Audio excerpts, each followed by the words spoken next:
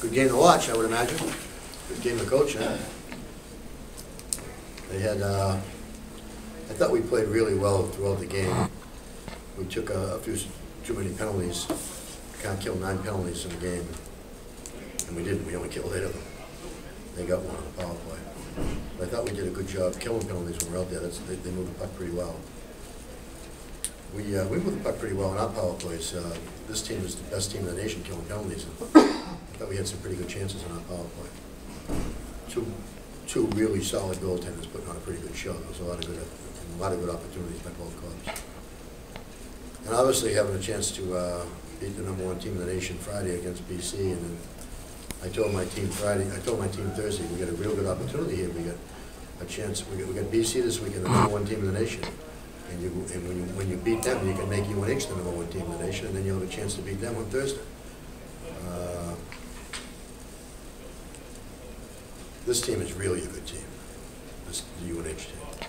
So for us to come up here and get a W is terrific for us. It's good for it's really good for our confidence. But obviously, it's great for the points, but it's really good for us thinking pretty good about ourselves after we can win this game. Because this is a really solid team. I've watched them on film. I've watched them beat us twice already. I've watched them play other games on film. I look at their numbers. They're so good in their own zone. They're so good in the forecheck. They're, as I mentioned, killing penalties. They're great. There isn't a flaw in that team. And the thing that they really got going for is they're working their system so hard. It's not just that they're playing well. They're playing the way their coaches want them to play, but they're really playing hard too. So. They have been really, really good right along here. For us to get a W up here was a terrific win for us. What was the key? What does it say about your team that over the course of 7 days you've been able to knock off 2 #1 teams, that when you kind of look back over the course of the season you can point to like different points of development or whatever, but...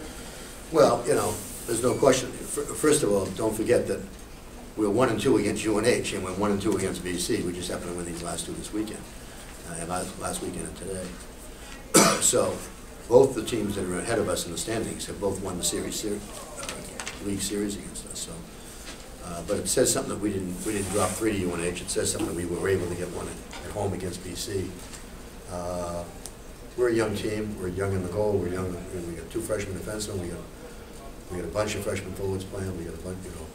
We got key sophomores really playing well for us. So this team is playing certainly up to their capabilities and maybe a little above it right now, given the lack of experience.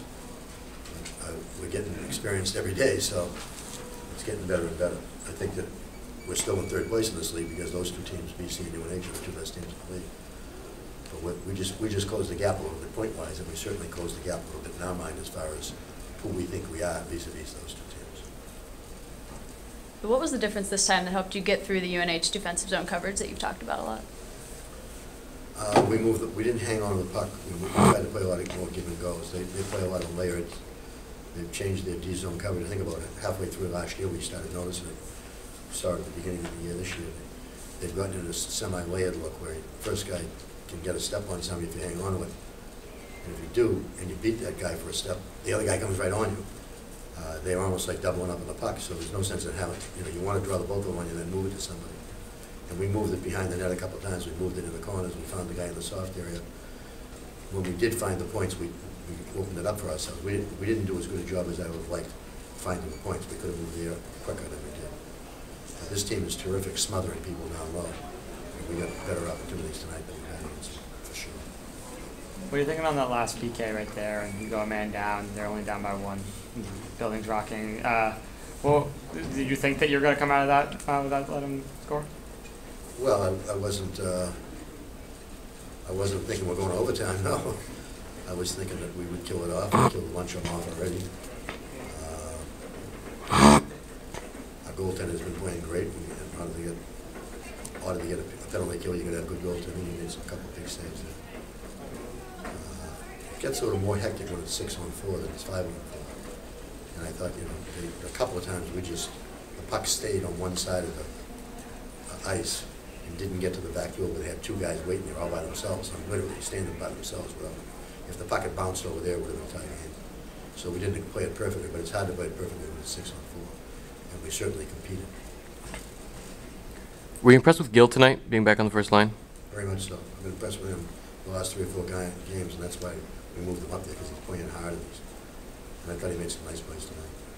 Did you expect him to have an instant impact on that first line, and he scores a goal in his first game back out there? I expected him to have an impact on him. I expected it because he's a good player. I know the other 2 guys were real happy to get him back on the line, that's for sure. What did you think of the O'Connor penalty call at the end of the second? He'll get a bike ride. There was no question it was he embellished it. No question. The guy pushed him. He wanted to make sure that the referee saw it. He didn't have to make sure the referee saw it. In this day and age, sometimes they give you the penalty and not the other guy for embellishing it. So he'll get a bike ride. Anything else?